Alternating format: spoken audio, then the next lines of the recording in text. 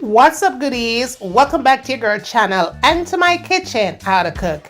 And today we're making chicken pot pie my way in the kitchen. Fast, easy, and simple. Make sure you subscribe, goodie, if you have not, and turn on the post notifications so you won't miss any other upload after all I'm returning, goodie. When you don't know, some love now, when you're ready for cook, come on, let's cook.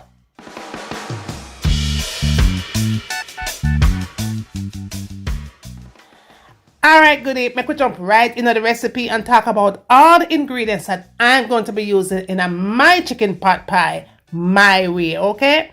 Alright, so goodie, I have some leftover fried chicken that I'm going to be using for the recipe. Now, this is one wing that I have left over and one thigh, okay? Let's talk about the other ingredients. So we're going to need some sour cream. I have one celery here. I'm going to be using a biscuit, any kind of a biscuit that you have in your kitchen, you go ahead and use it. I'm going to be adding some cheese, of course, Parmesan, substitute that out for whatever you like. And I'm also going to be adding some mixed veggies. As far as seasoning and flavor is concerned, we're just going to add some all-purpose here. Any kind of all-purpose you have, I have total there. Onion powder, garlic powder, black pepper, and a pinch of salt. And that is all that I'm going to be using right here. I will show you another recipe that I added to it later on as we go along, all right? Now, as I say, goodie, this is some leftover fried chicken from 2 days ago, okay? But we're not going to throw it out. We're going to go ahead and use it up. Make something out of nothing. All right, so the first thing that I'm going to be doing here is remove the skin, because I really don't want the skin in there, okay? So we're going to remove all of the skin, all of that fried up skin. We're going to take that all off. All I want is the meat that is left over here, okay? So we're going to dispose of all that extra skin. I'm definitely going to be adding the wing for sure, and that is it. So here I'm just removing the meat from the bone. If you have chicken breast, that would be perfect for the recipe. If you have any part of the chicken, just be sure that you don't have any bone in it. Now, for some of you guys, you may want to maybe get some chicken breast, which is fresh, and just either you could cook it on the stove top, you could bake it up or whatever and get the meat. You could do whatever you want. Any kind of a part of the chicken or any way that you want to have your chicken. A lot of people don't want to have fried chicken. You want to bake chicken, you could do that as well. But for me, goodie, in my kitchen right now, girl hungry, okay? So I am going to be using my leftover chicken. Actually, this fried chicken is from Publix supermarket, okay? So that's what we are going to be doing here. Now, goodie, before I get any further in the recipe, just be sure that when you come on in, as first as you guys jump on in, be sure that you are subscribed if you have not subscribed, okay? And not only are you subscribed, but be sure to give the video a thumbs up. So that way I see that you appreciate the content, and not only I appreciate it, but YouTube is seeing that you are loving these vlogmas that I have been doing for the past couple of days. And they will push the video through, and they will also push the channel through into a wider audience. All right, so go ahead, show your love and support, and give the video a thumbs up. All right. Okay, good. So now that we have taken off all the meat off the bone, we're going to go ahead and add it into the container. But before you do that though, just give it a nice little dice here. Just kind of cut it up into your desired pieces. Now, as for me, I don't want it to be too big, okay? I mean, I don't want it to be too big, but I also don't want it to disappear either. So I'm going to have some that is a little bit slightly chunky and some that is more kind of mince to the texture, okay? So that is about it right there. I'm just going to go ahead and put it in my container and move on to the next step.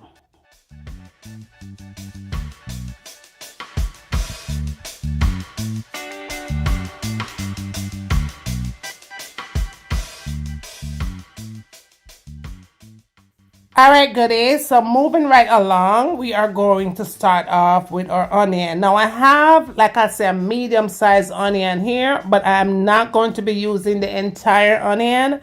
I'm going to be using a half of this onion, right? Now, of course, yes, you could substitute this onion of choice. Use it, whatever onion you like. This is the one that I have presently at home. It doesn't have to be this one. Use whatever onion, okay? We'll use what you like. Because sometimes you guys seem to complain about the onions and whatever. when you're cooking, you use the onion that you like in your kitchen. So I don't have a favorite onion. I just use what I have at hand. Okay, let me explain that, y'all. Y'all be complaining sometimes, okay? Like all the damn time, okay?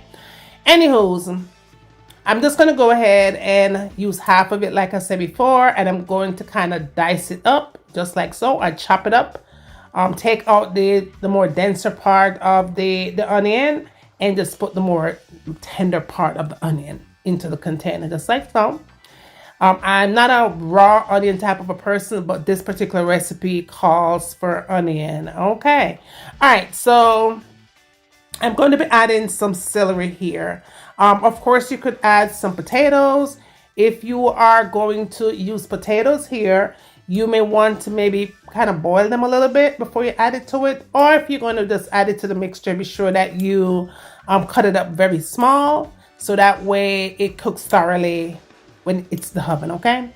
But I'm choosing to use celery here. Love, love, love, love me some celery.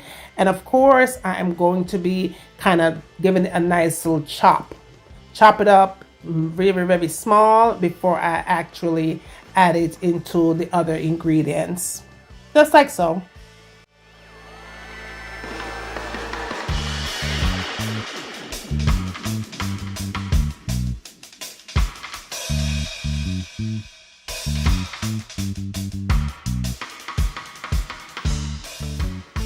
All right, goodies. So now that we are done with that step, we are going to add our more vegetables in. So we're going to be adding our mixed vegetable. Again, these are frozen vegetables.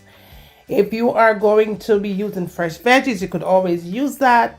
But to make life fast, easy, and simple in my kitchen like I always do, I'm going in with fresh veggies. I did not use all of it. I only use a half a pack of my frozen veggies. I'm also going to be adding some cheese here. I'm using Parmesan cheese. You can substitute that out for whatever kind of a cheese that you want to use. Mozzarella, anything. Okay, go ahead and add that. All right, so next one I'm going to be doing is adding some sour cream to the mix, y'all. So we're adding our sour cream here.